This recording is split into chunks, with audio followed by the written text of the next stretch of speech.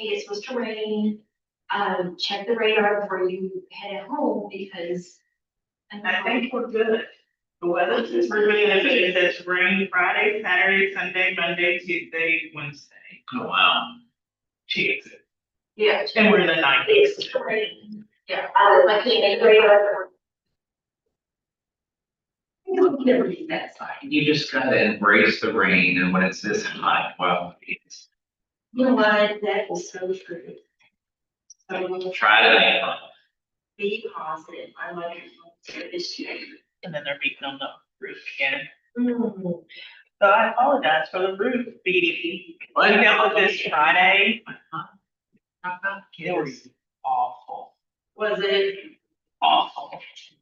But you know what, you have to have that in order to not have a bad growth. Yeah, So, this is the 2 or 3 advocate for, and you'll be right calm. I'm gonna see if there's anyone else in the office. So, it is. I mean, people have been avoiding not just going to the roof. Yeah. Yeah. It's pretty rough on Friday. Pretty rough, not the answer. Well, good morning, everybody. Missy's out.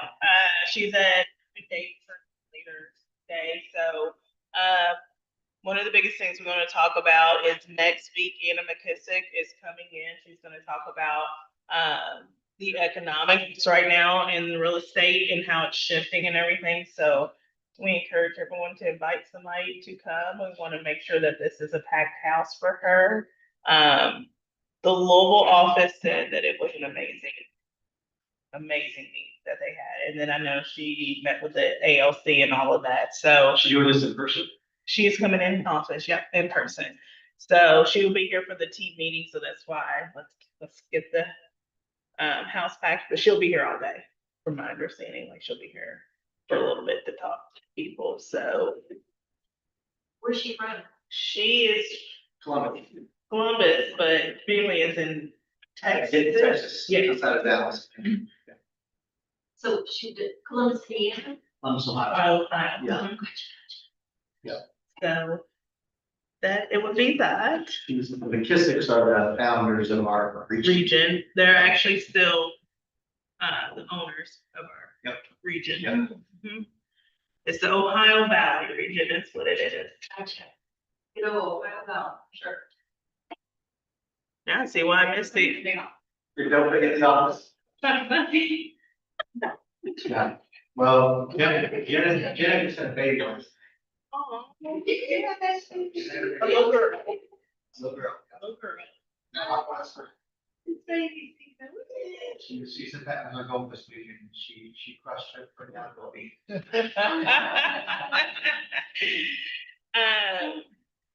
One of the things they wanted to talk about is our training calendar. Right now, for the month of August, we will be sharing calendars with our office in the Louisville office. So if there is a class that you see that is over in Louisville that you would like to go to, feel free to go.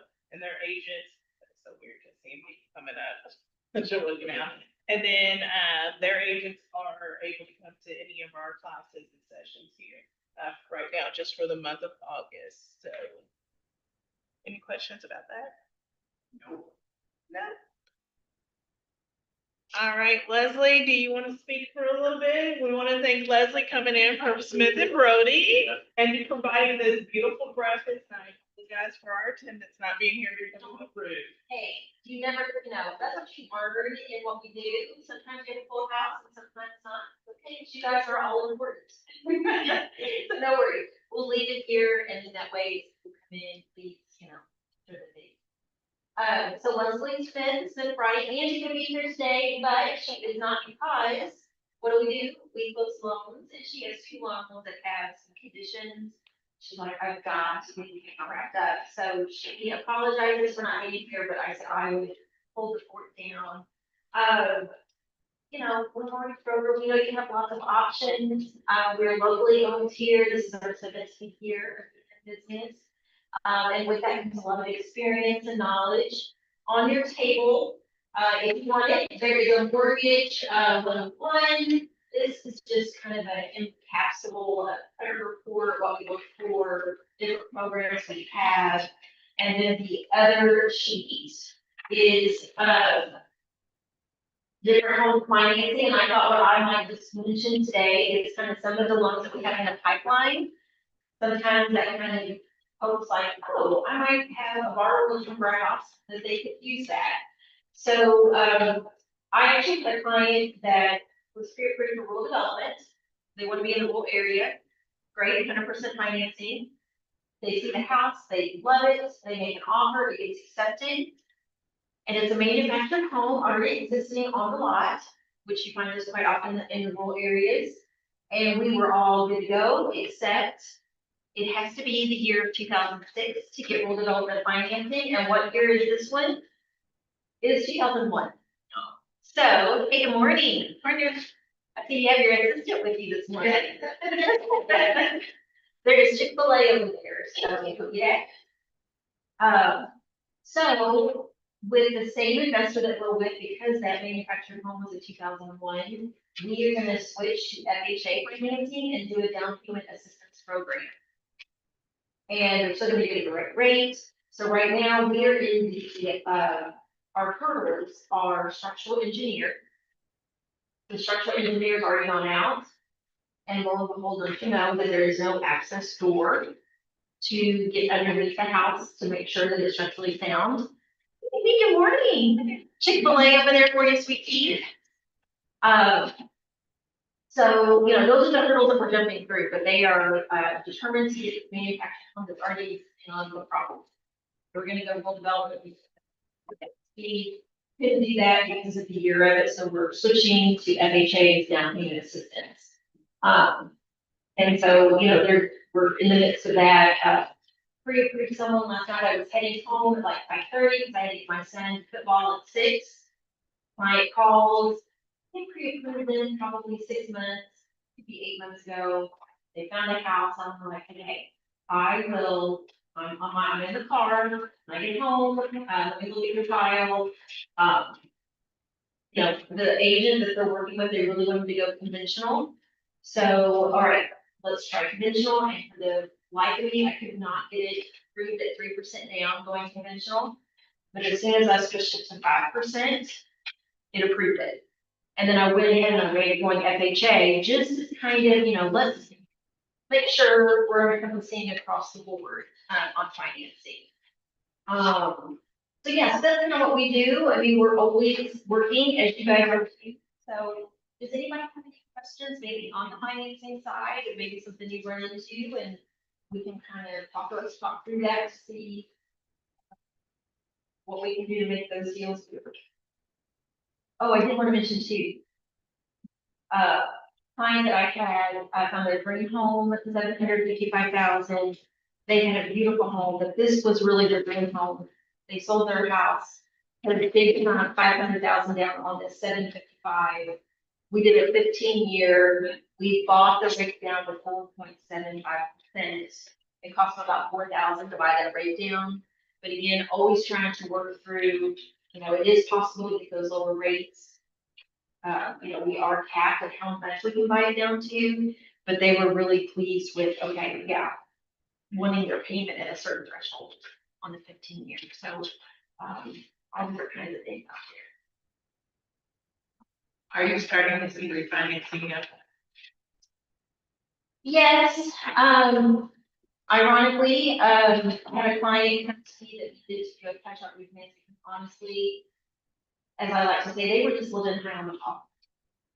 They were maxed and lots of money going out. They had a lot of equity.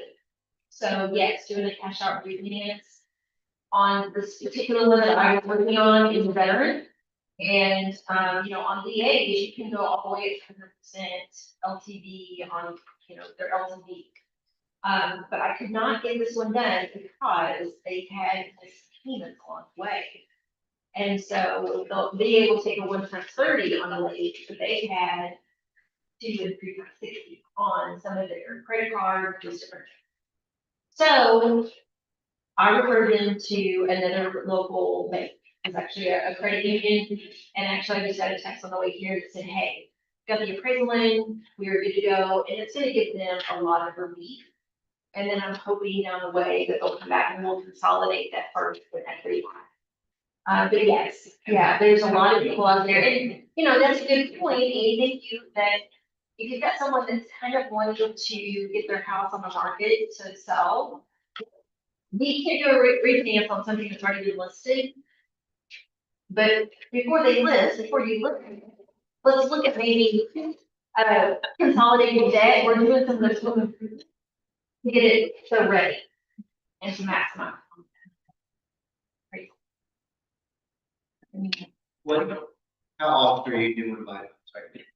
Like for every 10 buyers, how many people are choosing to buy down there? Well, seller concessions are huge.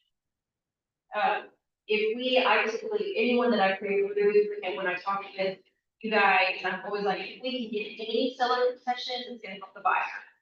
Because that seller concessions can buy now. So it really depends on every file different, the client's portfolio and their assets. Yeah. So that one that I pre-approved last night, she's got money saved up, but again, money's always tight, right? Like you would don't want to use it if you don't have to, but it looked like 6.5% was gonna cost $1,400. But then if you went to 6.625, it was only gonna cost 200. So it's kind of like, well, okay, I always give the borrowers the choice.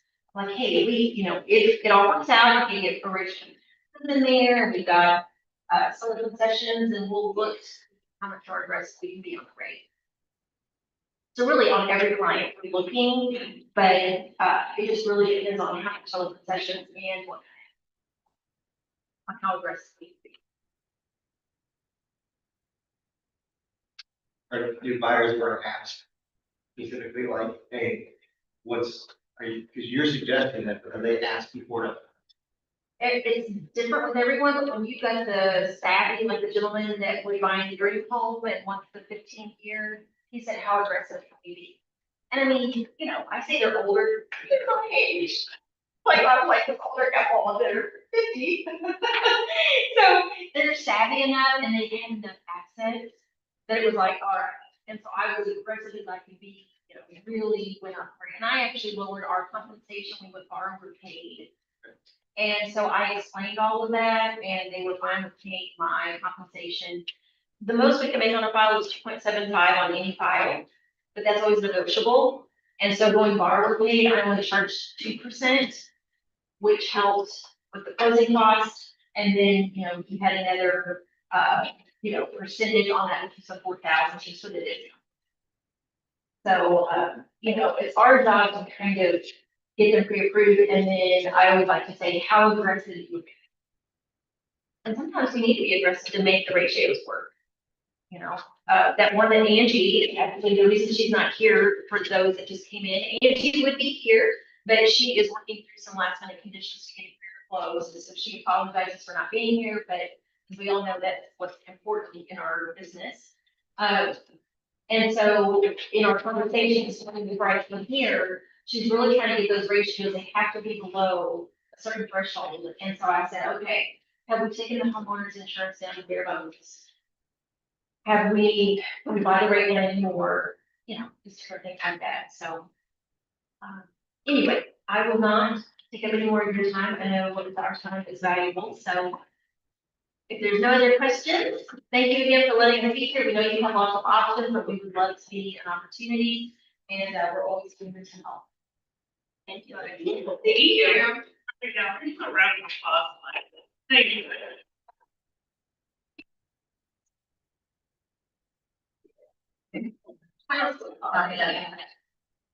All right, everybody, give a round of applause to Ryan. It could be.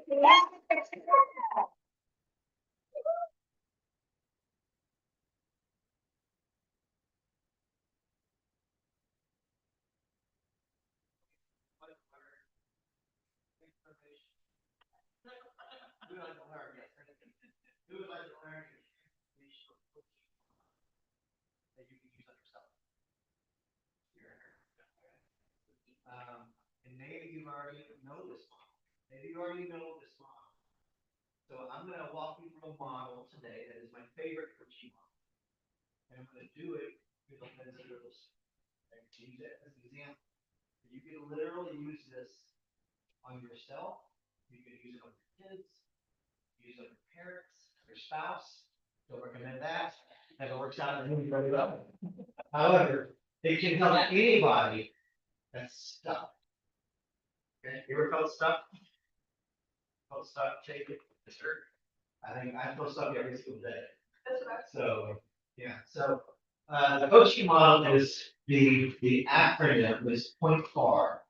And you can see my glorious artwork up here. All right, my pseudo circle.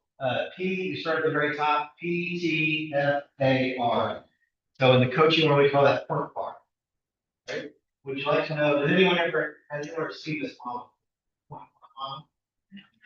That's great. I love that because now I've been coaching for a long time. So you know, when I was coaching with Chris Goodman, Chris Goodman. In 2017, when I first got into real estate, I joined his Peter Rockstar program in November of 2017. And the benefit of that coaching program was the 6 people that signed up. By February, I was the last one that was left. Everyone just quit. And they were like, it's just too hard. And I was like, great, that's more coaching for me at a discount price because I was in a group program. And we met every Monday at 9 p.m. for an hour for a year and a half. Because I signed up with them to keep going, right? You say 9 p.m. 9 p.m. at night, I met with them. Yes, for an hour. And it was a Peter Rockstar program. I took up. Right after dinner. Actually, that was the middle of dinner for me. So yeah. And he kept, I recognized a pattern in his coaching. And I said, what are you doing? I said, you're doing something, you're following a system for me. Because you recognize that I have all these old beliefs from the restaurant business, and they're not serving me in the real estate business. So what is it that you're doing? So I'm using a model. It's called point ball. I said, all right. And I still have that notebook from that very first time. And I wrote it down. And then about every month I would say, can you show me that point bar thing again? Because I'm stuck and I know that helped me the last time. So walk me through it again in this example. Then walk me through it again in this example. And so I saw the capability of transformation through this one. Okay. So when I became a maths coach in 2019, I was surprised that maths really focused on the growth. All right. And you all heard the growth. And I was like, we're going to hit the point far, right? And they never did. It wasn't part of the initial match training. It is now. But back then it wasn't. It wasn't they used because we were coaching to the business, like to action, to problem too much. And we weren't coaching to the person. This is coaching to the person. Okay. So the P, we'll start with the P. I'm going to tell you what point bar stands for, and then we're going to use real estate and leads as an example of where I think a lot of us may be experiencing some questions and issues right now with this marketing activity. P stands for programming. All right, P stands for programming. It may show it as beliefs. All right, our programming and our beliefs. All right, that's P. T is your thinking or your thoughts.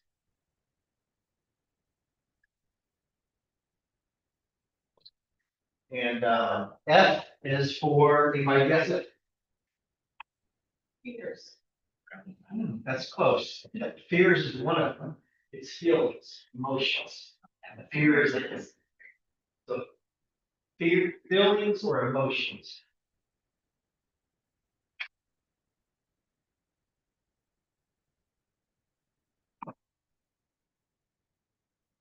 And then A, actions. Actions, yep. A is for actions. And results. And then it keeps going. All right? This is in bold, right? What's that? This is in bold. It's in bold. Yes. Yeah. But they never really spend enough time teaching the model. They just walk you through example using this, they don't slow it down. We're slowing it down, right? Because I got the rest of the meeting right. There we go. All right. So now, so here's what's going on. Without knowing it, when we're stuck, it's generally because our thoughts, our thinking, and our feeling, our emotions sabotaging our actions and our results. Right? We think and we feel, therefore we act and we don't act, which definitely impacts our results, right? The culprit, though, is right here. The culprit is programming the beliefs. Because our beliefs are programming, which is a lot of times something that happened to us when we were young. It formed in us when we were 5 years old, 10 years old, those impressionable ages, right? We started to believe something about ourselves at a very young age, right? Or when something significant happens, it changes our program, our beliefs. That ultimately affects our thinking. We think because we believe. Okay, does that make sense? All right, so if we want to change our results, we have to change our actions. Everyone agrees with that. And a lot of times to change our actions, we have to feel a certain way. We have to feel differently than we are currently feeling. And in order to feel a certain way, we probably have to think about something in a different way, change expectations. Before we can do that, we have to change our beliefs. Make sense? Yes, sir. All right. So when we're feeling, so if I'm coaching a client, I get on the call and say, hey, Buffy, how's it going today? And she says, it's been better. Okay, what is she demonstrating to me? Is she demonstrating a belief, a thought, feeling, an action, or a result? All of that, Tom. Anywhere between T Well, and F. because I've been coaching this for 6 years, she's actually demonstrating emotion, feeling. Right? I can, with just the words she's using, I can feel that she's frustrated, she's stuck, she's upset. Sounds familiar? If someone tells me I'm overwhelmed, that's an emotion. The feeling, right? All right, that's not a thought. That is actually just a fear or a frustration manifesting itself over. Okay. So most often my clients show up right here. So what I have to do is work backwards. I do the arrow because this is how life works. But from a coaching standpoint, if you're coaching yourself, you go backwards. What is it that I'm thinking? What's the expectation I've created that has to be questioned? That has to be overwhelmed? Oh, but he's overwhelmed because we should sell flips. We don't have this flip phone to go sell flips, right? They're not selling, it creates frustration, right? Shame on you, gotta change that thought process. So we get frustrated, we get, and this, when we're happy, we want to keep that going, right? But when we're stuck and feeling frustrated, we want to help ourselves get out of it. So we're going to work backwards. We're going to ask ourselves, what is it that we're thinking that's giving us this fear or this feeling of overwhelm or frustration or anger or whatever it is, right? And then once we identify that, why am I thinking that? What has me thinking in a certain way? It's going to be your beliefs, your pre-programmed beliefs. And so we have to unlock that. We have to think differently. In order to do that, we have to believe something different long enough to change our actions.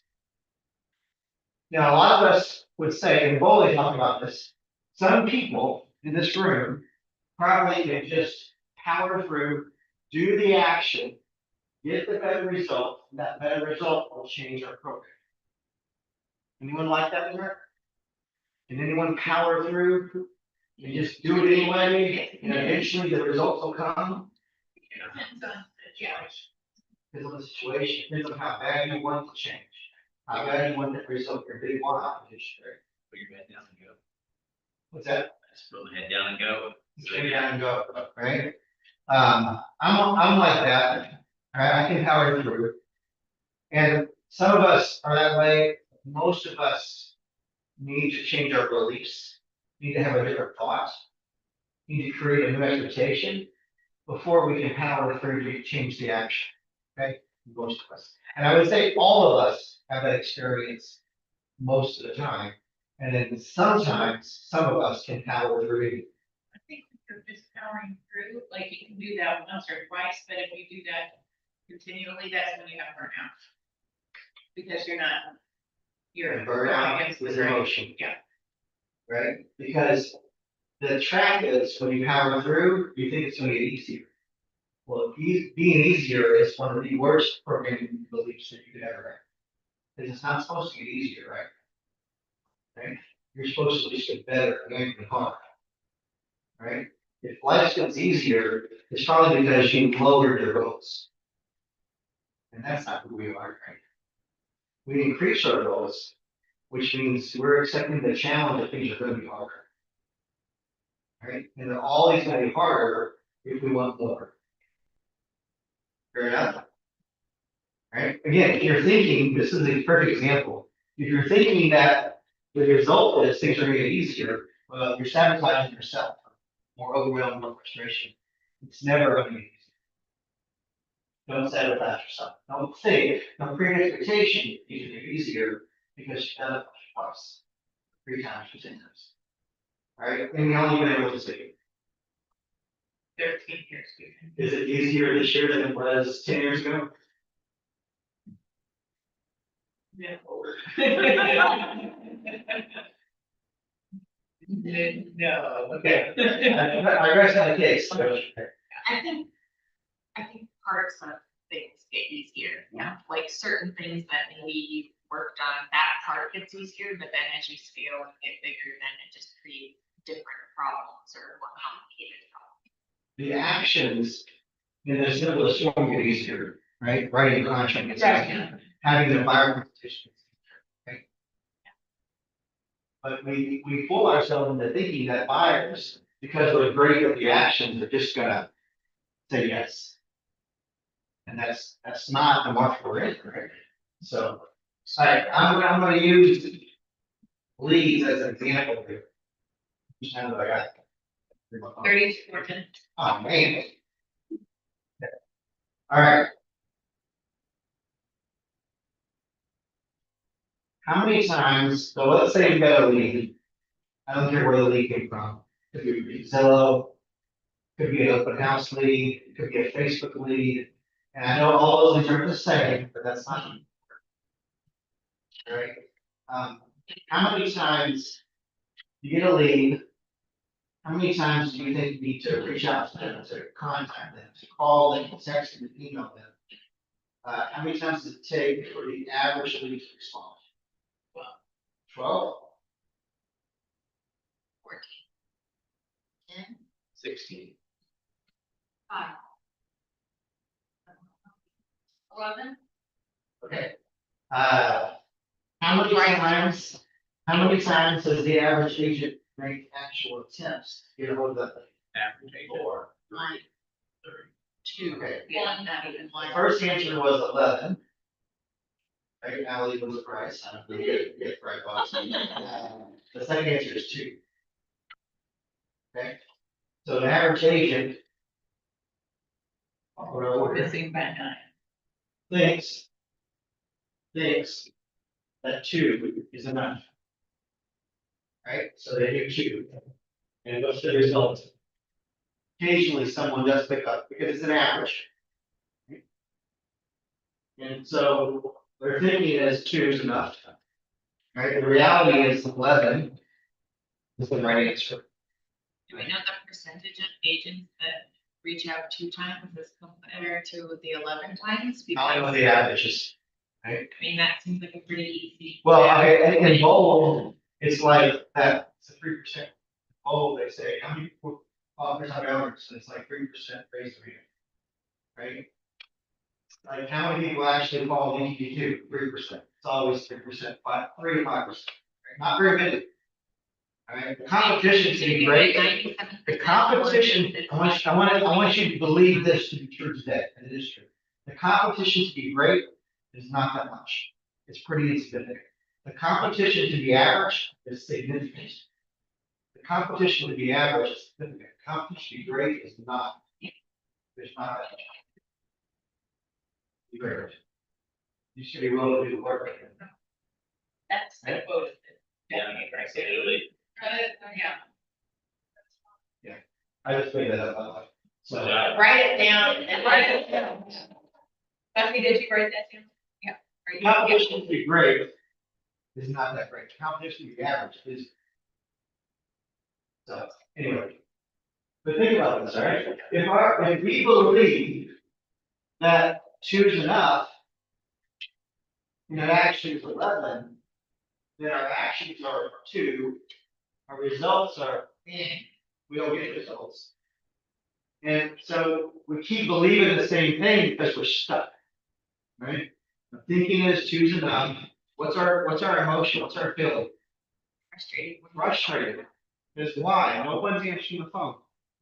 So I'm coaching a team in Fort Myers, Florida, and I'm coaching a mother who's 82 and a son who's my age. And then there's a team. Right? Very shenanigan. But I get to meet with the team like once a month. And both the mother and the son were on vacation. So I met with the team separately for the first time. And I'm like, I'm gonna teach you a lot, and then I'm gonna try to uncover where you're stuck. Well, they use a program called Realty, which is just a lead source that we finally heard of weeks, and they said it's a horrible lead source. Well, how many times do you call? 2 or 3. No one answers the phone. These people reach out to us and give us their information. Sound familiar? They give us their information and they don't answer their phone. Why? We called them like 3 times today. We called them 2 times. We called them today and tomorrow. All right, or whatever, right? And they don't answer the phone. So it's a horrible lead source. So what's going on here?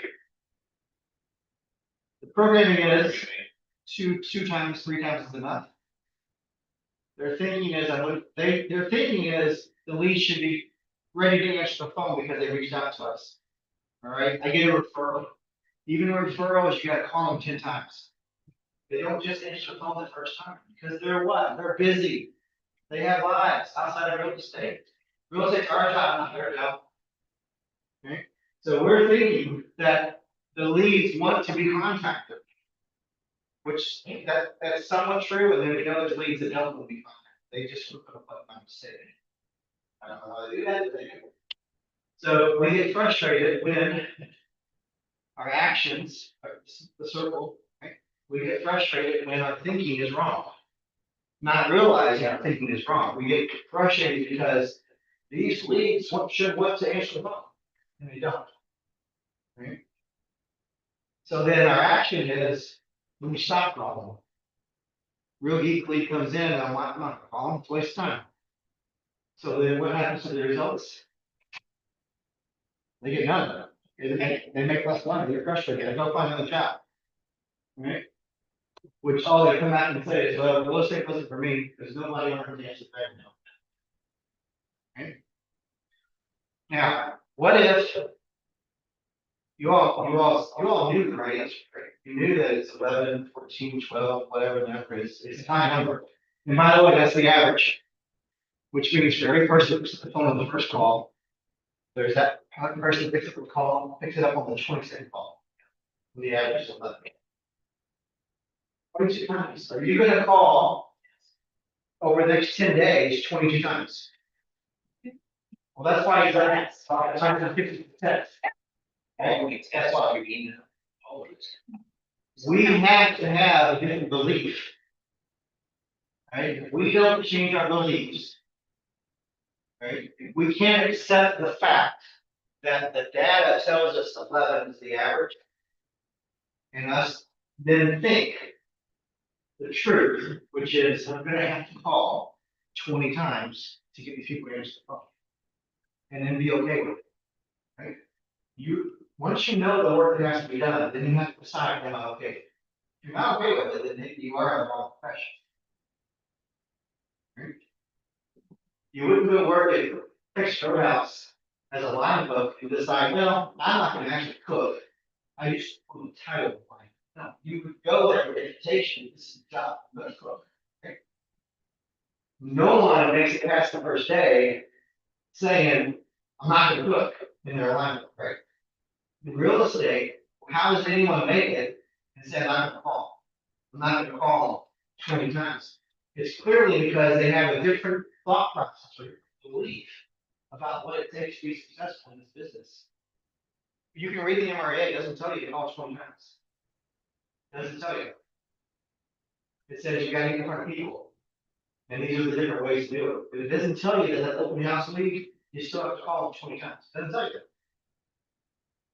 So we have this notion that, hey, these people show up at open house, they must want to buy a house. So they're gonna answer my phone call or my text or my message, whatever, on the second try or the third try. But they're like every other lead source. They're busy. They got sports with their kids. They got other people calling them. They don't know who you are. You've got to be persistent enough that when they pick up the phone, they feel like they know you, even though they haven't got your phone calls. We call, text, email until they tell us not to or unsubscribe. That's what we're supposed to do. Yeah. Right. It's called, well, I think it's called the 2 days of pain, right? 10 days of pain for us or pain for them, one of the two, I don't know. We've got to call, text, and email so much. And sometimes automation helps that, but we've got to reach out so much that they know that we're not going away. Until they tell us no, or, hey, I'm busy right now, but I do want to buy my house, or I do want to list my house, whatever. All right, so for most agents, we're gonna call out the behavior, right? It's not a lead problem, it's a belief problem. It's not a lead problem, it's a belief problem. For most people, probably the people not in this room right now. It's a lead, it's not a lead problem, it's a belief problem.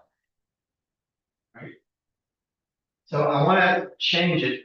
So, but let me walk you through the normal point R mindset. This is an example agent mindset. And I've already covered some of this, let's just recap. So programming, leads should come to me if they're serious. Leads should answer the phone after one or two calls if they're serious. Programming, the thoughts. The thought is for an average agent, if they don't respond, they're not interested.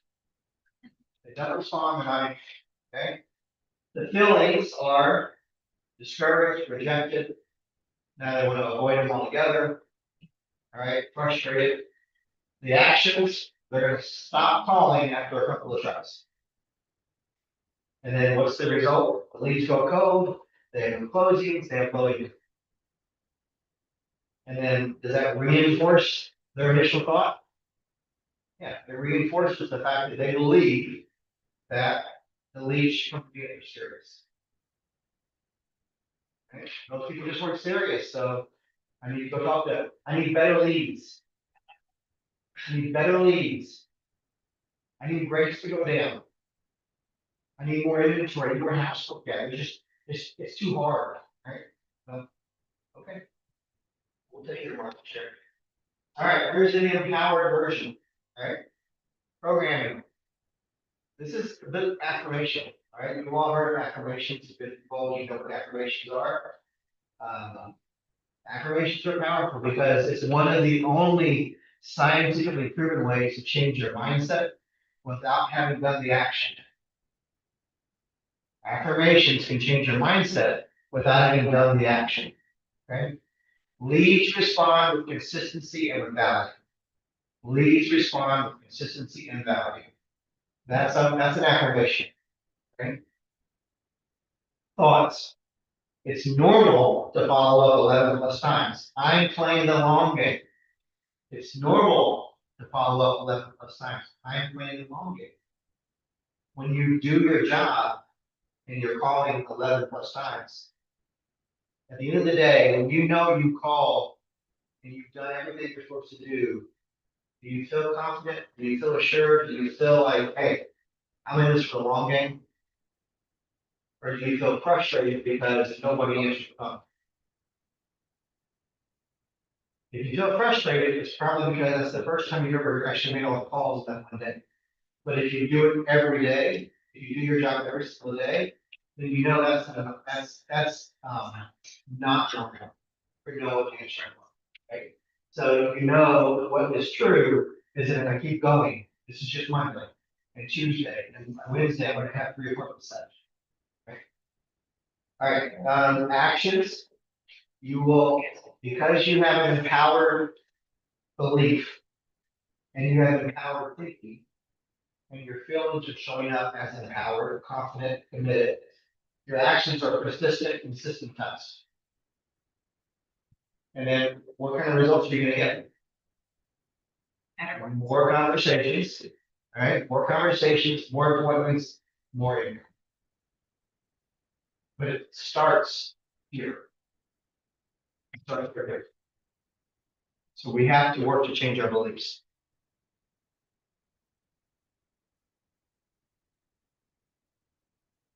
Okay, now I want you to be honest with yourself. Okay, I want you to write down on this paper the real feeling that you experience when a lead doesn't answer the phone.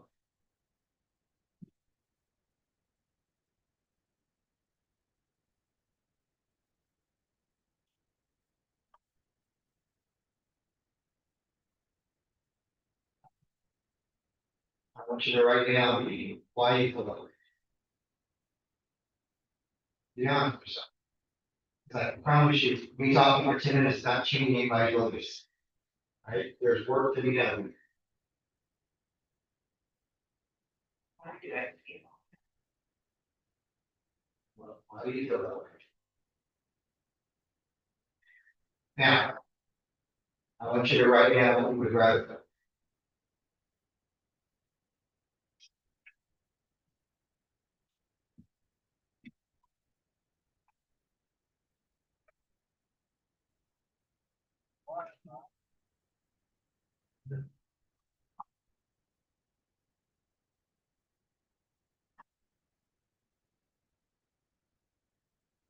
And once you describe what you'd rather feel, I want you to tell me when you feel that way, what actions will you really take?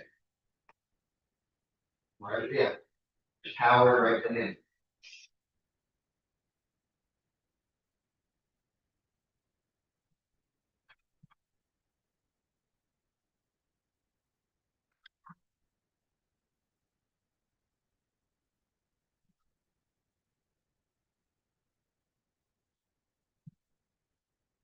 I don't know time. You got 17 more minutes. Sure. Yeah, that's right. All right. Somebody give me some ahas. I mean, I believe if they don't answer, I'm just closer to the next one. Answer. Why I feel that way, there's a proof to it. You have to make so many calls before the next one answers, so. I really didn't have the answer for the next 2 questions. That's good, because you already have a belief that you want to know. When you got into this business day, that you have that belief. How did you change your program? What happened? Coaching. Right. Results. Yeah. I mean, it's Jen who teaches us, she's like, yeah, if they don't answer, then you're closer to the next one. That's gonna pick up, you're closer to the next one, that's gonna say yes. I was talking to her earlier, it's like fishing. You know, you just cast and cast and cast until you catch the big bass, because the first cast, you're not going to, the hundredth cast, you may not do, you just keep casting. It's gonna Fish is happen. a great analogy for real estate. Yeah, you're gonna make a lot of cash to get that one. And then if you know what you're doing, you might actually hook that fish. That's right. It's a great analogy. Amy, go ahead, listen.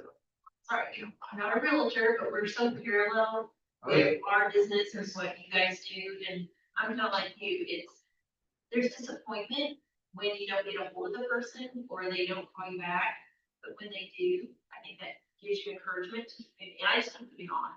You know, there's always the next one, or you just have to keep moving, and when you do get that person closing. Yeah, but, yeah, I mean, it's,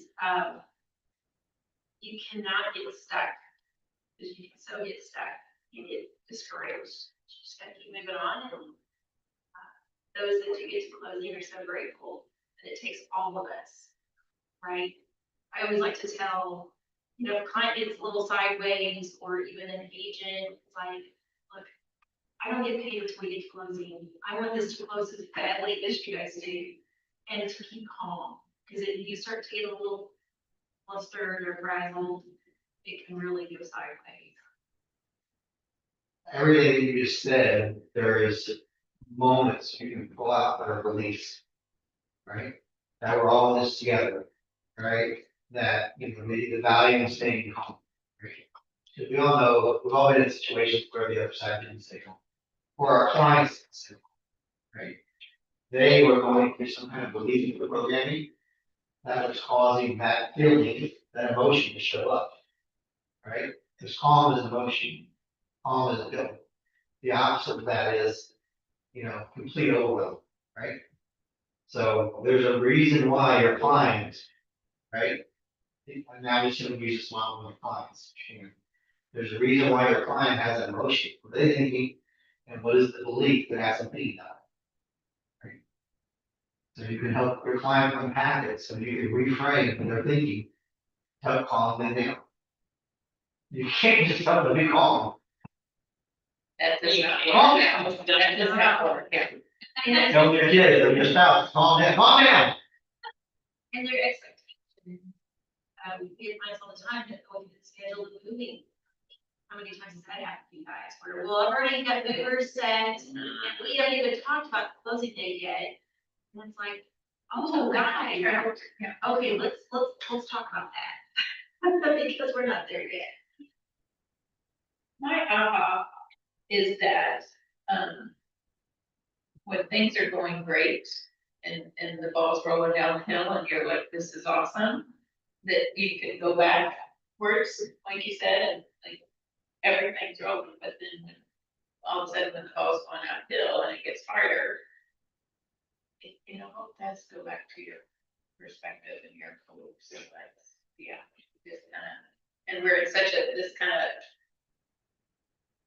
so I just have to work on keeping this side more consistent, because if we keep that side more consistent. That's, yeah, I don't know that I actually just said words, I just pointed to it, right? I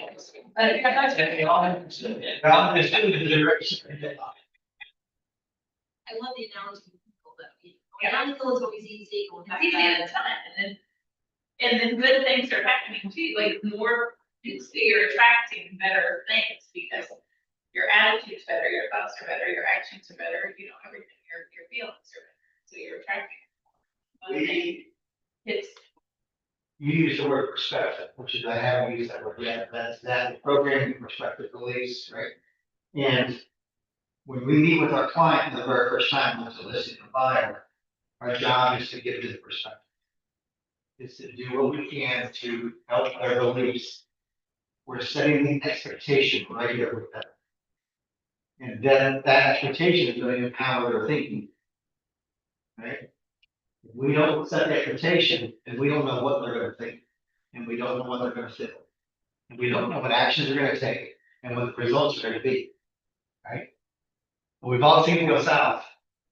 And we can all only point back to what can I have done differently? We're empowering ourselves to fix it. His expectations, with the client, their beliefs, their perspective, probably from a cash transaction. Right? Something that the parents sort of, the first time home buyers, so they never bought a house. And you really get that reputation because someone else is saying it for them, but you're not. Their parents, their friends are setting an expectation, and usually people like that complain and tell us the bad stuff before they tell the good stuff. All right, so the likelihood of their expectations is they're already nervous and afraid. You get a lot of clients that come into this process scared to death. Or they come in having watched HGTV and think they're gonna see 3 houses and it's gonna be amazing and the most fun thing. there's a yoga instructor. They just don't think off of you. $2 million budget. Right. All right. So I'm gonna wrap up with this. So I want you to anchor this belief right now. If your actions aren't getting results, it's not a hustle problem, it's a belief problem. Say it again. If your actions aren't getting results, it's not a hustle problem, it's a belief problem.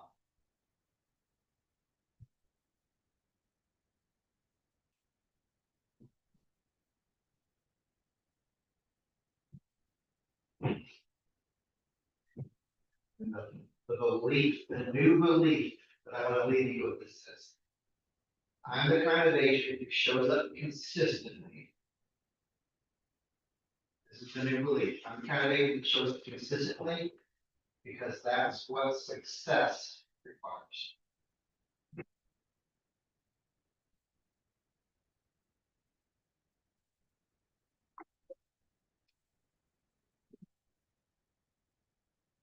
I think we could print t-shirts. Give a t-shirt for. Fine. That's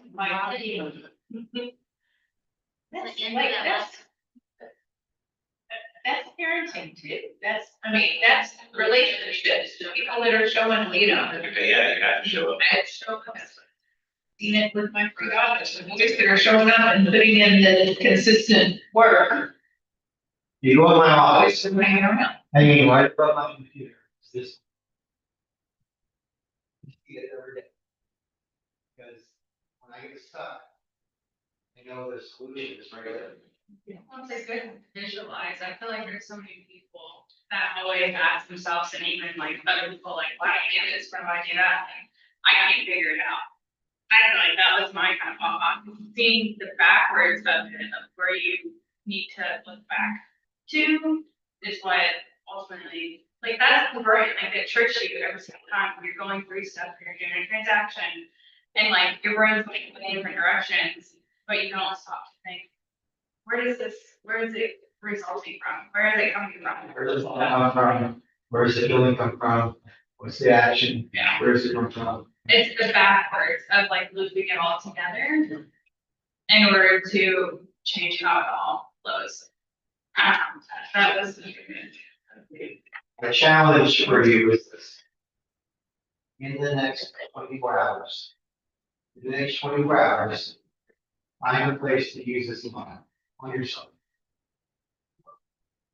Because we all have the same feelings every, I think we all have the same feelings every, we all feel like we've got here, somewhere else, for some of the stuff. Somewhere else, we're feeling hopeful, somewhere else, we're feeling disturbed or frustrated. Find some place in the 24 hours. And why 24 hours? Because if you want to make this part of your life, I can't tell you 7 days, it's gonna be 24. In the 24 hours, take this model and put it to work for yourself. Actually, if you love AI, how would you utilize this? Sit down, do some of the work, and then put it in AI to get it. And So I spent 10 minutes talking about the coaching model and how I could use it. And then, after about a 15-minute conversation with AI, it helped me put out this program, okay? In a format that makes it very intriguing. I've been doing this model now since 2000, myself since 2017. I've been coaching other people with this model since 2020, right, pretty consistently. What AI did in this scenario was they put it, summarized everything I've done in the last 7, 8 years. Very well. Right? And so I typed in what are the normal beliefs? I typed in stats. Okay. Right? I went in and I typed in what's the activity to do? What is Dave Ramsey and Growth.com say? Which they're the ones that say something about the average. Right? So I typed in real world stats. And I said, what do successful people think? All right. What do agents think on the business think? Right. I started just asking questions and playing with it just for me. And then it said, okay, I want to create training around that machine was mindset here to here using the point form. Okay. So you can load the point, and so AI already knows the model. It knows what it is. It can tell you what it all stands for, right? So you go in and say, here's the 24 model. I am experiencing this situation right now. I'm feeling this. I'm thinking this. I believe this feature. Help me find a new way to think or a new way to believe about this. It'll go find the data that you need in order to have a difficult. And I mean, you just send out that prompt to people. I hate to say that, but can you use a prompt, a couple of prompts that people can be able to use in AI to help them with this model for. Everybody's gonna work on it in the next 24 hours. Yeah, Couple of prompts that they can use for. I'll email it to Ally, to get that there, right? You brought a problem. All right, everybody.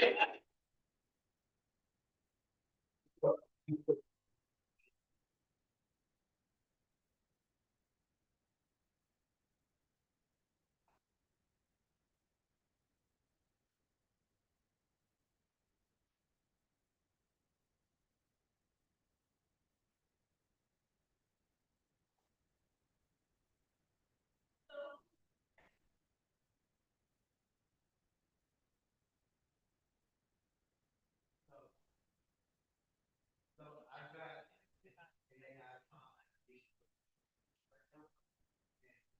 Then